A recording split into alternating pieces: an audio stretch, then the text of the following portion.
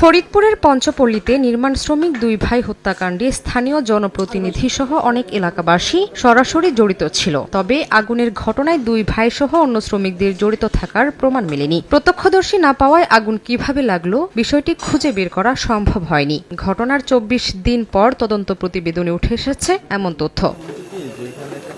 রোববার দুপুরে নিজ কার্যালয়ে সংবাদ সম্মেলনে এ তথ্য নিশ্চিত করেন জেলা প্রশাসক কামরুল আহসান তালুকদার। এ ধরনের ঘটনা প্রতিরোধের জন্য কিছু দিক নির্দেশনা দিয়েছে কমিটি। এই হত্যাকাণ্ডের সাথে জনপ্রতিনিধি সহ অনেকের সরাসরি সম্পৃক্ততা ছিল। কেউ কাউকে আগুন লাগাতে দেখেনি বা শ্রমিকরা আগুন লাগিয়েছে কিনা এই বিষয়ে কেউ কোনো প্রত্যক্ষদর্শী না থাকে তাদের সম্পৃক্ততা আছে এটা প্রমাণ হয়নি। এর আগে সকালে জেলা প্রশাসকের কাছে তদন্ত প্রতিবেদন হস্তান্তর করেন অতিরিক্ত জেলা ম্যাজিস্ট্রেট মোহাম্মদ আলী সিদ্দিকী সহ ৩ সদস্যের তদন্ত। গত ১৮ এপ্রিল ফরিদপুরের মধুখালী উপজেলার পঞ্চপল্লীতে মন্দিরে আগুন দেওয়ার ঘটনায় জড়িত সন্দেহে পিটিয়ে হত্যা করা হয় পাশের স্কুলে কাজ করা দুই ভাই নির্মাণ শ্রমিক আশরাফুল ও আরশাদুলকে। আহত হন আরও কয়েকজন। ঘটনার এক সপ্তাহ পর গণমাধ্যমের অনুসন্ধানে একটি ভিডিও প্রকাশ হলে টনক নড়ে পুলিশের।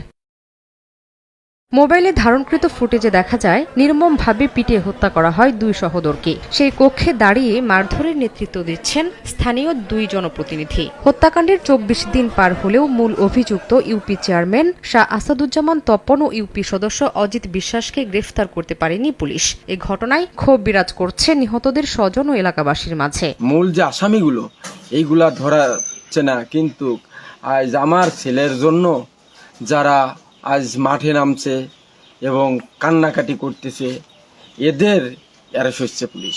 তপন চেয়ারম্যান মেম্বার এবং এর সাথে যারা জড়িত ছিল তাদের কারণে পর্যন্ত কোনো বিচার হয় না। এর দ্রুত ধরে এর ফাঁসি চাই। দুজনকে গ্রেপ্তার করে অভিজ্ঞ আদালতে সোপর্দ করেছি।